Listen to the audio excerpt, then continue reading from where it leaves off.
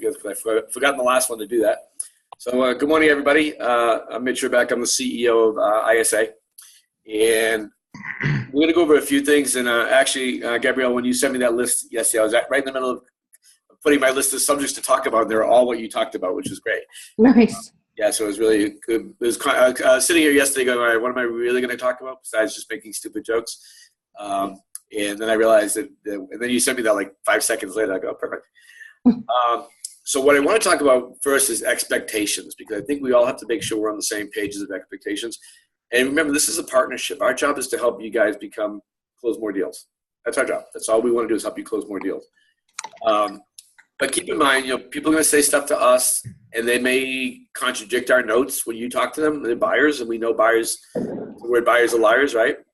So different things might come up when we're talking. So you just need to be aware that we take the best notes we can, and we extract as much information as we can out of these people.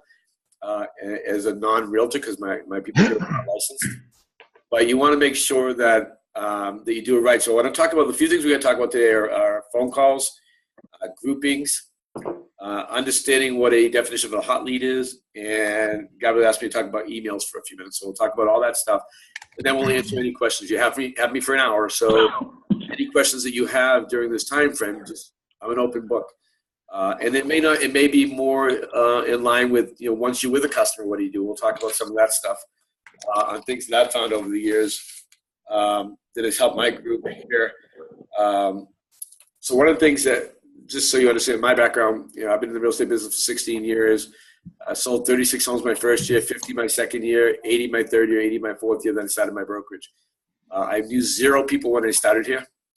And started doing my internet stuff, middle of my, like the end of my first year in the business, because I wanted to learn the business first.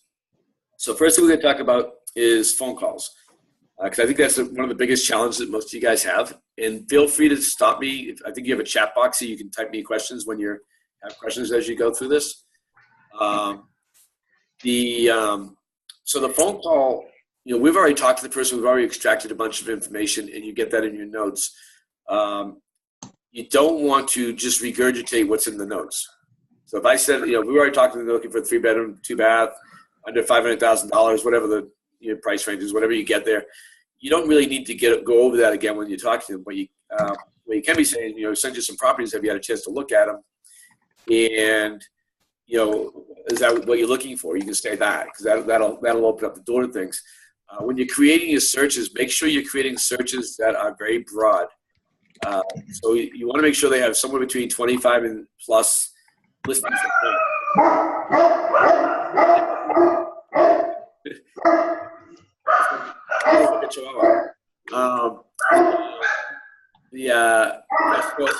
Use your mute button in the corner. Yeah, you might want to mute that one. Thank you. So your phone call to me is, first of all, hey, this is Mitch. I know you talked to my assistant, Julie.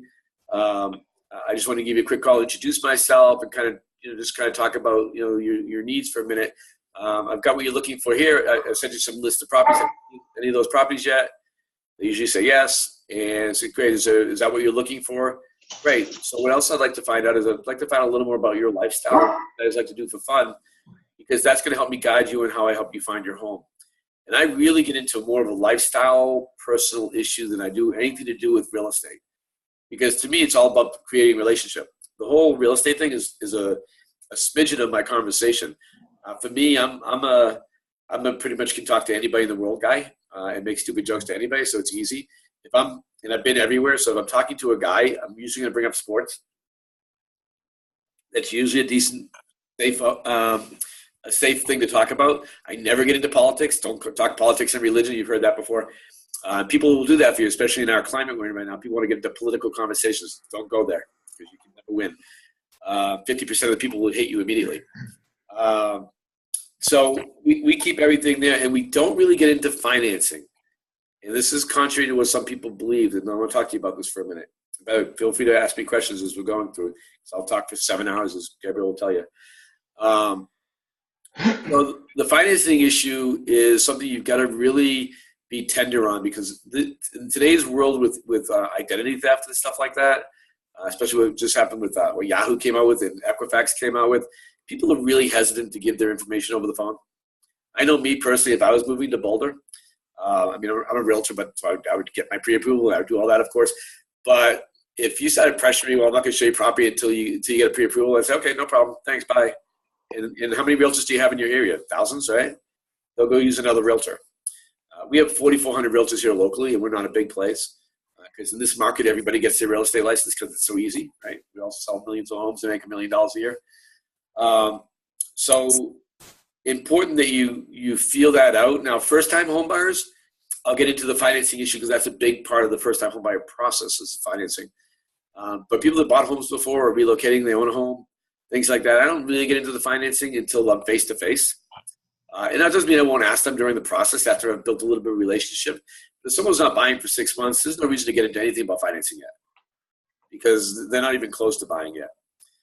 Someone that's buying in 30 days, you can throw it out there, but I wouldn't push it. In my experience of doing this business, I've sold gazillions of homes from leads. We average over 300 a year from leads in our brokerage. We really keep the conversation very, very light. We will throw out the financing, but it's just a conversation real quick. Any questions on that part? And by the way, I'm from Boston, so I talk really quick. That's what I do. The other thing we need to talk about is grouping. And we can go back to any of these things and get through it.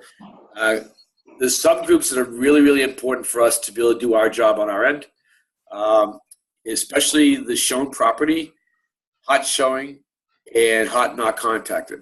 So let's talk about all three of those for a minute. Shown property is someone that you've shown property to but is not bought. So I'll give you an example. In my database, if I go into my database right now, I have 6,000 people that do not show property. I can show you where 5,000 of them, the agent never followed up with them again. So they did the work, got them in the car, and never called them again. So shown property is someone you show property to, but for some reason they're not going to buy today. So you want to make sure that you put that in that category so we know how to call that and make sure you put proper notes in there. Again, this is a partnership, so you have to do notes correctly or it's really going to affect negatively how we handle the leads for you. Hot showing, that's somebody that you are currently showing property to. Very important because we pull up calendar leads all the time. We pull up hot leads if they're not contacted. We're gonna call them too. So if you're showing property to someone that is not in that category, we assume you're not showing them property right this minute. And if we call them and say, hey, I just want to check in and see how you do, well, I'm actually out with Doug right now and looking at property, we all look really bad because we're going in as your assistant. So these are very, very important to us. And then finally, hot not contacted. That's probably one of the biggest pet peeves that we have about lead conversion. When you get a hot lead, that's a person that told us they are going to buy or at least start looking at property or list within 30 days. If you don't follow up that lead, and we're telling them, so Kevin's going to give you a call in the next 24 hours to touch base. So we give them that expectation that you're going to call. So if you don't call or you don't attempt to call, or maybe you call 4 or 5 days later on a hot lead, what do they say? They go, well, the guy wasn't responsive now. They told me he was going to call me tomorrow, and you didn't call him. They've lost trust in you as a realtor. Does that make sense? Everybody? Someone just shake your head. Yes? I can see all you. It makes sense, Mitch. We've definitely had some leads that are not 30 days out that have been labeled hot leads. And our concern was that we didn't want them called once a week if they were further out because it's a little too much. Right. So the conversation when you have it, so again, some people are going to tell us things and some people are going to tell you things. So one of the things you got to be aware of, we're really, really good at extracting information. And that's what we're really good at. That's what we train in on all the time. We train on how to extract the most information. So generally, if someone tells us they're going to buy within 30 days, they're pretty much going to.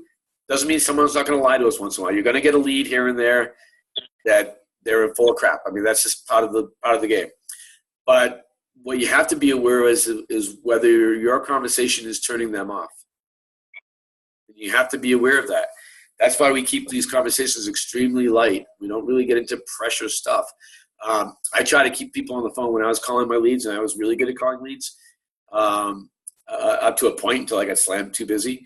And when I called leads, it was really about just having a good time and getting out of them their buying time frame when I knew our conversation started flowing.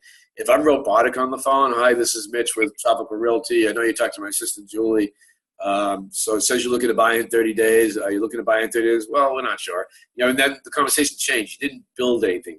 You got to get trust. If they don't trust you, they're not going to give you anything. And I tell you, I was looking, let me give you your numbers real quick because you guys have great numbers.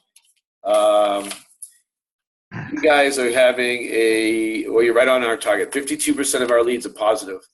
So in the last 45 days, we've given you 66 active, 22 calendared, and 10 hot of the 190 people we've talked to for you. So we've contacted, but we've gotten a hold of about 60% of your leads. Now keep in mind, we're also, calling about 2,000 to 3,000 leads a month for you guys. We're talking to a lot of people. And if you ever get notes that are not strong enough, I mean, sometimes, some people are tough. Some people you're not going to get. Some people, it's just hard to get information out. We're going to do the best we can. But generally on your hot leads, I mean, we're really strict on our callers here to make sure they're not putting hot leads unless they're really hot. So be aware of how your conversation goes with the hot lead. And more about building the relationship first over the first couple of minutes versus just methodically going down here. It looks like you're looking for a 3-bedroom, 2-bath. They already gave that information to our call less than 24 hours ago. You don't need to reiterate that stuff. You don't need to regurgitate stuff they've already heard. You want to make sure you're giving them stuff. Again, it's building relationship. Biggest thing, like I said, lifestyle, personal stuff. Do you have any kids? Are schools important to you? Things like that. Those are the things that I'm having conversations with. You're probably skiers. Do you ski? We're talking about golf. We bring up golf a lot because everybody golfs here. Things like that. Does that make sense? Someone say yes? Yes. Yeah. Yes. Okay, thank you. Any questions about those things so far? The phone calls, the grouping, the definition of the hot lead. Like I said, hot lead is under 30 days. And again, it's not going to be 100%. Sometimes we're going to get people that lie to us or they lie to you. I have a question. Just and I should have brought examples, but my contradiction with hot leads is not due to my conversation with the client. It's due to the notes that your person has put in it. They put it in a hot lead and saying buying up in 6 months.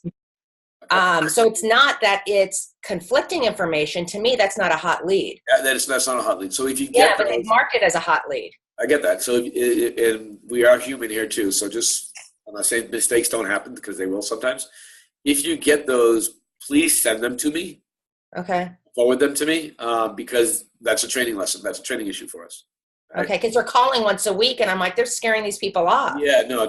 Someone buying in 6 months, you definitely don't want to call. Yeah. Right. So if you get those, you shouldn't get a lot of those. I mean, our agents, our people are really trained pretty strong here. But one of the things that I think some of the people here think that they have to get hot leads to keep their jobs. And we've told them that's not the issue. The disposition is to disposition, whatever it is. I don't want fake stuff going out to you guys because that causes issues like you're talking. So if you have any issues on leads like that or any notes that are contrary to what it is, and it is very specific. Calendar leads are 30 days or more. Hot leads are under 30 days. So if you get those, please send them to me so we can address the trading issue. Because we don't sit here and look at it. We do 12,000 leads a month. Not to mention 2,000 calls, 2,000 to 3,000 calls a month for each of our ISA customers. So we do tons of dispositions. We don't look at every single disposition. It's impossible for us. Okay. So those, please let me know, okay? And Mitch, one more question I think fits in here is some of the agents have noticed when people are a little farther out from looking, what we call calendared leads, that occasionally they're calling right away and maybe that lead really hasn't had a chance to look at the property scent and things like that, and the phone call doesn't go as well.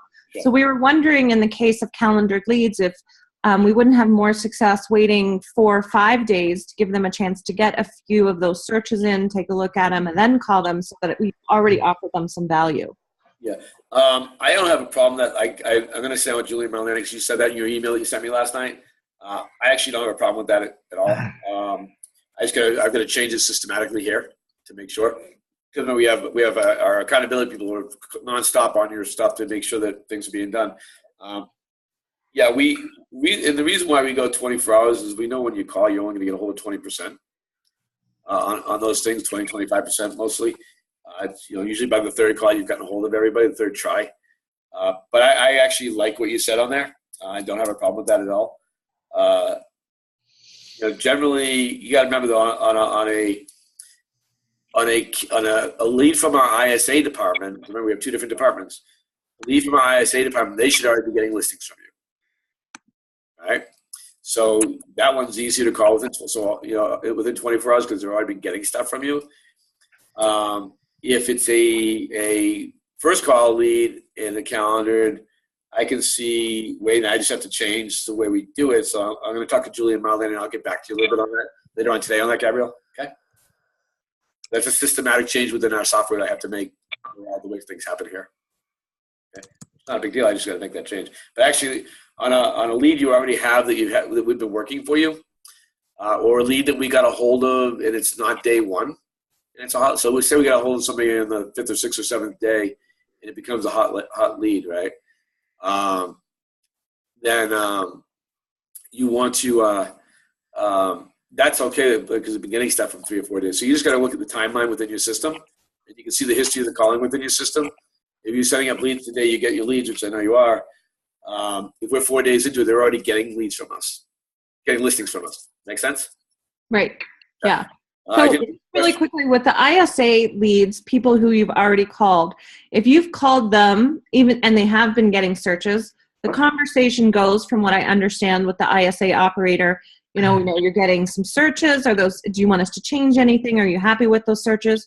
So if the agent calls back within 24 hours, what is the value that we've offered to make them want to speak to us again within 1 day? Yeah. So the thing is, and this is the this timing is the change. And when we do this, we have to be more on a generic version of this because everybody's different. Some people want to talk to a realtor. They don't want to talk to us. We can't talk to them about real estate at all.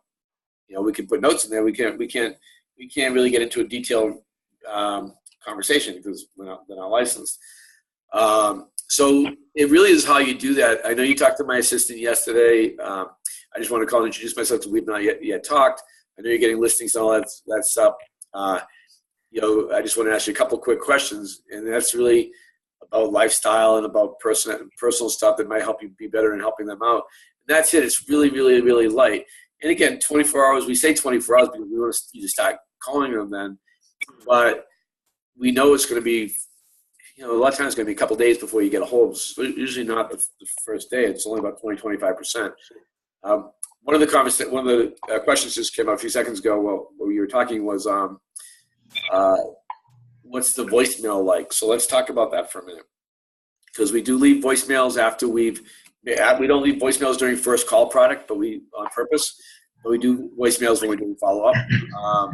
So if you're calling and leaving a voicemail, it's very important that it's a 10-second rule.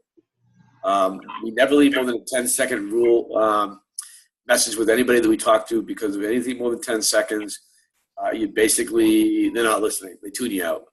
So our message is very simple. Hey, this is Mitch. I know you talked to my assistant Julie yesterday. I just want to give you a quick call, introduce myself, and make sure what we're sending you for listings is exactly what you want. Just give me a call back at 555. We get a really good return call rate in our brokerage when we do that. And it's really simple. You've all gotten voicemails before that are ridiculously long. You want to keep those really, really, really short and sweet. But you also want to be, do your phone calls at different times. So if you do your first call today at like 9 o'clock in the morning, they don't respond. The next call you make, do it at 6 o'clock at night. If you don't get home during the week, call them on a Saturday. Again, if they're a calendar lead, you don't have to chase it as much as a hot lead. Calendar lead, we're going to continue to call your calendar leads for you, usually within every month. So it's always great to introduce yourself. And again, even if they don't return your call on the calendar, leave that 10-second voicemail so they know you're there. They just want to know you're there. They want to talk to a realtor. If they want to talk to you at that moment, they'll call you back. If not, we're going to continue to call. And it doesn't mean at any time that you can't open up your system and call someone that came back to the site yesterday. It's a joint venture. So it's not a matter that we want you completely disconnected. We want you connected with your leads because ultimately when we're talking to people, we want them to be able to still have a connection with you. But we find if the realtor doesn't do a good job doing that, they want us to show them property. And that happens often. And the agent doesn't call them back or they don't try to call them back. but you want to continue to build that relationship. That make sense? Yes. Okay. Another question that you had out there was about the email. Two things with emails. Gabrielle, do you guys have your initial email as a personal email? Or the generic? For when they originally register on the website? Yeah. It's somewhat personal. It doesn't have like a bunch of logos or anything on it. Okay. Yeah. Okay, so one of the things with the email is a couple things with the email when you're sending them an email. First of all, again, keep it light and keep it really short. I use the same 10-second rule when I do. I use the same 10-second rule when I do. What am I saying? When I do emails, I do a voicemail. I keep it really short because, again, I get emails all the time from people. If they're more than a paragraph, I'm not reading them. I'll read the first couple of lines, and that's about it. So I keep that simple. The one email that we use, and I don't know if you have this in your drip campaigns or not, and you've heard me say this before, Gabriel, I'm sure, is my just checking in email, which just says just checking in, making sure you're getting my updates. Let me know if there's anything I can do to help. That's still, and I've been using that for 15 years. That still gives me more response than anything else that we do for drip camps. So keep your emails really short and really simple, and you'll find you'll get a lot more response rate to them. Those are the main points that you wanted me to talk about today that I wanted to talk about. I'd like to know like individual challenges, like the note about the hot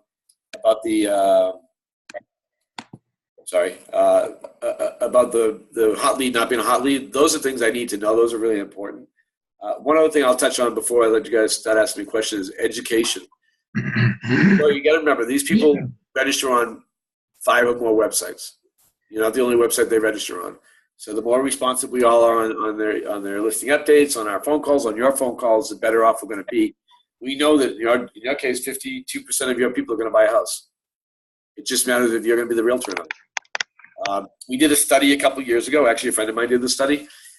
And they called 1,000. They talked to 1,000 leads, not called. They talked to 1,000 people who had been on their site for 2 years or more. 380 out of the 1,000 they called had bought a house, and 200 were still looking for a house. That's almost 60%, 58%. So we know that's a real number. And we're really, really excited when we're getting a 3, 4, 5% conversion rate. Those numbers to me are really, really lame. But it's kind of the expectation in the industry. Like people say, Mitch, you get almost 6% conversion rate. Wow, you're awesome. Like, no, I actually suck really bad. We just suck less than everybody else. And so it's really, you've got to have the mindset, and this is where I think people challenged is, when 50% of leads are bad, the mindset for most realtors is all leads are bad. No, that means that half the leads are bad. We know that. Half the leads are great, though. And a portion of those leads are going to buy a house right now. The stats are really interesting. Of the leads we sold, and I'm going to use last year's numbers in 2016, the leads from 2016 was 54% of the sales that we got. That makes sense? So the lead sales that we got last year, 54% of those sales were brand new leads within that year. Of that 54%, 48% bought within 90 days. Think about that numbers. We're talking about 75 sales there, right? That bought within 90 days of our leads when they came in. So there's a lot of, we know what we're doing here. The biggest thing is we work together and not fight each other on it. Our job is to help you get more sales. I do want to talk a little bit about education and educating your buyer. It was probably the best thing that I ever figured out. Keep in mind, I got no training at all when I got into real estate. I was told go follow up, and that's how you do real estate. So I had to create all these systems for myself to be a good realtor and sell the amount of homes I did. So one of the things I learned really quickly is I educate my buyers very strongly the first time I meet them. I don't do this over the phone. I do it when I meet them. And I say the exact same words all the time. I'm going to give you 150. I'm going to talk to you about how I work as a realtor. We all work a little bit differently. I'm going to give you 150% in finding your home for you. I'm really, really good at it. Those words are very, very strong. I'm really, really good at it. It shows them that you're confident and you're professional. In my life, they had me Monday through Saturday from 8 in the morning to 8 at night. I'm available any of the time. Sundays was my family day. Now, that didn't mean if I had a high-end buyer in town that I wasn't working on a Sunday. But what I want to do is show control, that I control the situation. I always got into commission. I do not get paid if you do not buy a house from me. So obviously, I'm working really hard to help you find a house. I expect one thing from you, that's loyalty. And then I get into it. If you go to an open house, here's a bunch of my business cards. I'll give them 10 business cards. Go to an open house, please, the first thing you want to do when you walk in is hand them my card and say you're working with me. If you're interested in a house, we'll go back and look at it again, and we can write an offer on it. If you drive by or for sale by owner, please call me with their name and their address and their phone number, and I will call them and set it up to see so we can see it. You definitely want to have representation on it for sale by owner. I don't know how much new construction you guys have there, but we have a ton of it right now. Our inventory is really, really low. So we get into a new construction conversation. If you're remotely interested in new construction, let's go take a look at what's available in your price range. We do that. And then finally, if you see a listing sign of a house that you want to do, don't call the realtor on the sign, because the job is to sell you that specific house. My job is to help you find a house and help you buy a house. Big difference in the mentality of how we work. When I learned to educate people, I didn't get that Monday phone call. And I'm sure some of you have gotten that before. The Monday phone call is, hey, guess what? We bought a house. Right? I've gotten that call. That made me really realize that educating my customers was really important. So I always tell people, my mother taught me Jewish guilt, so it was a really easy thing for me to fix. All right, the rest of the time is your time. My time to speak to you guys. I want to try to answer any questions that you guys are having, any struggles you're having, anything we talked about. What other struggles are you having or challenges you're having in the field or with leads when you're calling them? Somebody mute something. Yeah, please. What is it? Someone looking. Someone's working out. Yeah, right? Yeah. Hey, Mitch, this is Kevin. Sometimes I get follow-ups from your group which says it's second scrubbed or something like that, and they indicate that something hasn't been done, like a search has not been set up. But then I go back into that lead and a search has been set up. So my question is your staff able to see the back end well enough to see searches and those kinds of things? So it depends on the scrub leads, right? So scrub leads are the first leads; those are the new leads. Right. So I'm talking about the second notification where you're from the accountability manager or whoever. So what they might be checking is if the search and if the search changed, right? So they're looking for if the caller came up with a different search criteria that was in the search, that might be what was sent over to you to be done. So there might be a search up, but it may not be accurate to our phone call that we had. But they can see the searches. Yes. They can go in and okay. I have the same problem with Kevin. They say the same thing, and I look, and everything they're saying is exactly what my search is. Right. Right. So the accountability person should be seeing the searches there. The first callers cannot see that, so they're going to send you over a scrub lead. Their standard language is every lead, because remember, you guys are really good at this. A lot of people we're dealing with are really, really bad at this. So I'll give you an example. One of the groups we work with right now, they have 12,000 leads in their database. 10,000 did not set up a search. Right? What a waste of 10,000 leads. Thousands and thousands of dollars. So we have, we have, especially the first call people, we have lots of calls that we make to people that are just terrible at this. You guys are one of the top tier people that we've dealt with that actually get this a little more, which is refreshing to us, believe me. So generally that notification is a generic notification that call and set up a search. That's a standard thing that the search is already there. We're not calling you out on that. The only time we'll call you out on that is if we send you something that needs to be changed, and it wasn't changed. That makes sense? Quick question. Do they need to make a note that they did it, or do they just need to do it? Yes. Yes. We live by your notes. So understand that. If your notes are not there, we don't. Great question. Sorry about that. I should have brought that up. We live by your notes. That's our only communication with you guys, right? Unless we're calling you to yell at you. We don't really yell at that. But, so if you don't put notes in the system that save new search, we don't think you did that. Okay, so that's probably the issue. Yeah. So thanks for bringing it up, Gabriel. That's a great point. So everything that you do, if you just it doesn't have to be long, save search. Put the date next to it. We're good. So when our the accountability manager goes through about 250 accountability actions a day for us right now. In fact, we're getting ready to hire more of them. So they look in, see if the notes are there. If the notes are there, not there, they're going to assume you didn't do it. So it's very important that all that stuff is, everything you do, you keep really good notes in there. So that's your communication with our ISAs and our accountability people. Okay. Hey, Mitch? Yep. Can I ask a question? Can Yeah. you hear me? Yep. This is Candace. Hi, Candace. Hi. I just have a quick question. When I get these emails that come in with wanting to follow up, is there a way, rather than just keeping the email in a special inbox, that I can just go into our website and just find the ones that are just the hot leads? So I can just go at a glance and see who I have to follow up with rather than going to just the email?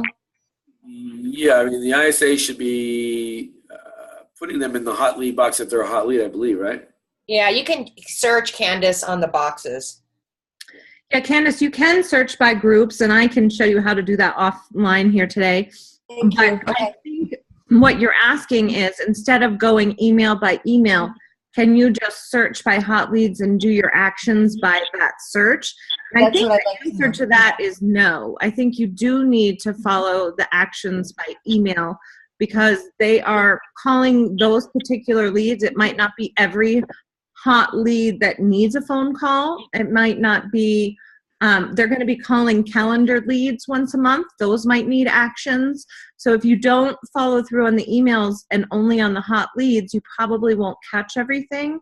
But it isn't a bad idea to go and search by hot leads, because we are hoping that you're talking to hot leads once a week. Well, And if that's you what do talk to them and you make a note in the back end, then the ISA operators are going to see that. And Right. they're I wanted to going be able to call them, or they're not going to email you. Yeah, I wanted to be able to put everybody in just a group when I get all of these emails, so that I know that there's maybe 10 of them that I want to have in just one section that I could just follow up with. And I can set it up through an email box, but I thought maybe if there was something on the website to do it that way. Yeah, well, the biggest thing is the grouping and making sure you're doing groups. And then, as Gabrielle said, you stay in touch with, depending on what group there is, how often you need to be calling them. And again, I'll reiterate the notes are the most important thing that you're writing there, because we don't want to be duplicating efforts, because we all look really bad. If you called to someone Right. today and then we call tomorrow and you didn't make a note in the system that you called them, Yeah. we're calling those people, and that's what we do all day long, is make phone calls. So we want to make sure that we're not. It's not about that we called the person twice. It's just that we all look bad, and that's the big thing, is we're trying to be a team here. So we're your assistant doing this, and if you didn't make a note, we don't know what you did. And then but one of the challenges we've had, and I'm just I like to bring up, because we're a brokerage doing the same thing you guys are, is we've had challenges with the agents taking their calls with them on the road, and which is fine, and making notes, but then not going back in the system and updating those notes. So it's really important, if you do that, if you take a list of numbers that you're going to call today, and one of our agents, Ned, is one of our top lead conversion guys. At one point, he was 9.8%, which is ridiculous. But he'll write down 30 people, 40 people he's got to talk to today. And he'll bring that list, because he shows a lot of property, and he'll drive and call people between showings and stuff like that. But he's notoriously bad at putting notes back into the system. So we've constantly had to deal with him and us looking bad when we call for him, because he didn't put the note in the system. He's better at it now. I mean, Ned's with me for 13 years, so we finally got him reined in. It took a few years. Any other questions? One question here was about unsubscribes. You'll get those because you unsubscribe them, and then you just unsubscribe them from these same searches. Hey, Mitch, That's your website. Hey, John. Hey, so when I find an email message that works in terms of getting a good response from a client or a lead, I'm having a difficult time. There's no way to cut and paste, I found, in the message box, so I can save that message to use again and again and again. Any suggestions there? There actually is, and I can show you how to do that, Sean. Yeah, that's a website issue. Yeah, keep in mind, we're not the website. We don't do the websites here. We're not the website people. Our job is we make. I told you, we make phone calls. We call lots of people. Anything website related, you would reach out to Gabrielle to help you with that stuff. That's what. What else? Any other questions? Mitch, is there any way to strip out all the boilerplate stuff that you get in some of these emails from your staff and just have the Yes. salient points in there? Not really, and I'll tell you why. I mean, I know it's again, you guys are really good. We don't have the ability to customize every single one of our customers' emails going out. You gotta remember, we call just on our first call, 12,000 leads a month, and then another probably $20,000 leads a month for that. And so we've had to become really systemized in everything that we do to be able to do the volume and keep the notes. If they were spending more time writing stuff than some of the generic stuff that's in there, if they had to individually write more stuff on there besides the generic stuff that's pretty much with every single lead we talk to, it would probably knock our call times down 10 to 15 to 20%. And that's why we made some of the boilerplate stuff. But with that said, I'll look at it again. I'm always, we're growing too, so we are constantly reevaluating and look at things. We change things often here. But keep in mind, some of the stuff we do is not because you guys, it's because of the other 100 customers that we call for. Again, most of the customers, you guys you're actually one of the more fun companies we work with because you guys get it. But that's not the norm at all. I mean, most companies don't get it. Most agents don't get it. We're trying to be efficient with our calling so we can call more people, because the more people we call for you, the more sales we're going to get. Okay. What else, Gabrielle? Anything else you want me to touch on? I think you covered everything that I sent to you. I just want to say really quickly about the unsubscribed, because that came up. ISA, when they click unsubscribe in a group, then there still needs to be some action on our side, you guys, and I will send you an email on what that is. Okay. All right. Well, if nobody else has any questions, just feel free. And Gabriel does a great job communicating with us. I don't mind if anybody reaches out to me personally. I'm here to help. That's my only job, is really to help you guys convert more leads. Well, Mitch, can you have Gabrielle or someone send out your contact information? You asked to see issues to send to you, but we don't have your contact information. Yeah, I'll actually give it to you. It's Mitch. It's really simple. At InsideSalesAgents.com. Okay. Mitch at Inside, especially if you get a thing that's not normal, like you were talking about earlier, with the hot lead that was 6 months out. That definitely shouldn't have gone as a hot lead, and I need to adjust that on trading. Again, there'll be times that things don't match correctly. Again, everybody's human here. We talk to a lot of people every day, but we're constantly training. And again, when I have something like that, that's a training lesson for me. Okay. So I like those, so I need to get more of those from people. Okay. So I appreciate that.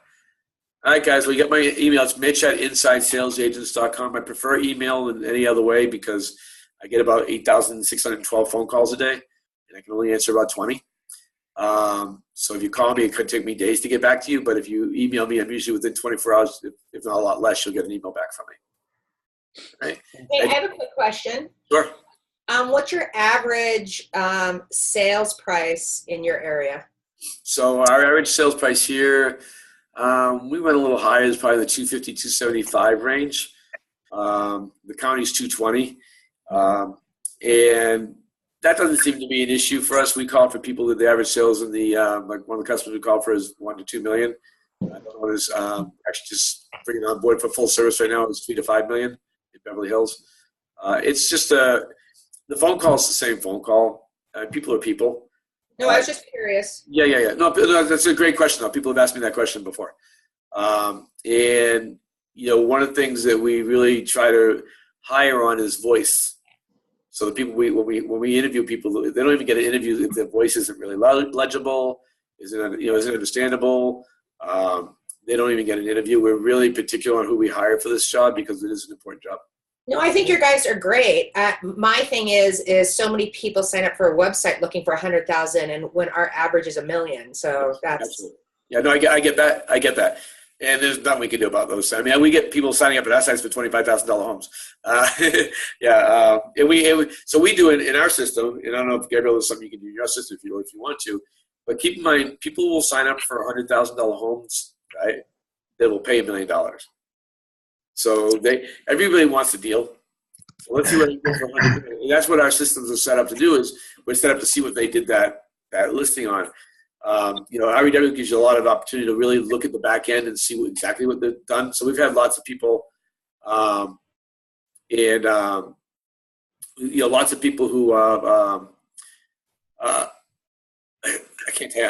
I'll give you an example. We had a woman come in last year who was wanted an oceanfront house, not a condo, oceanfront house for under 150.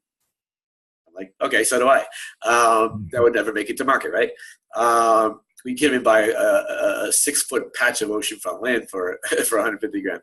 So then her next search was 3 to 5, or 150 to 3, there was 0, 3 to 5, there was 0. Then she did 5 to $1 million. There were actually 2 homes that popped up under $1 million. She bought one for $872,000. So my agent didn't spend the time actually looking at what she was looking at. She would have taken that 0 to 150 lead, and it never even would have been called. Right. So it's just be aware that people don't know what they're looking for. Like, I didn't know your prices were $1 million. I thought your prices were more like $500,000. So I might have looked on your area for up to 500 grand. Right. I didn't know. People coming into the area. Now, I'm assuming you guys probably have a lot of transient, meaning people coming from other areas. Yes. Which, we do too in Florida here. That's all the more reason why building their relationship is so important, because they might not be buying for 6 months, a year or more. Or they might come down and meet with you to look at property and not be buying for a year still. You still want to show them property. You got to build that relationship. I would say that half the customers that I personally sold on the internet did not buy the first time they came. They came and they went back home, sold their house, and then came back and bought. Any other questions? You guys are awesome. Thanks. We work really, really hard here. I mean, I know you guys don't see what we do every day, but it's you got to be on. Think about yourselves and how much you guys don't like to make phone calls. These guys are making 120 to 150 calls a day. Mm. It's a lot of work, and we just want to make sure we're serving you properly. That's our job. All right, Gabrielle, reach out if anything. We'll talk soon. Yeah, guys. Mitch is going to send out the recording for this if you want to rewatch it, and then I have some notes from this that I will send out, and I'll answer some of those questions that are website centric as well. All right, guys. Thanks so much. Talk to you soon. Thank you. Mitch. Thanks, Mitch. Appreciate it. Bye.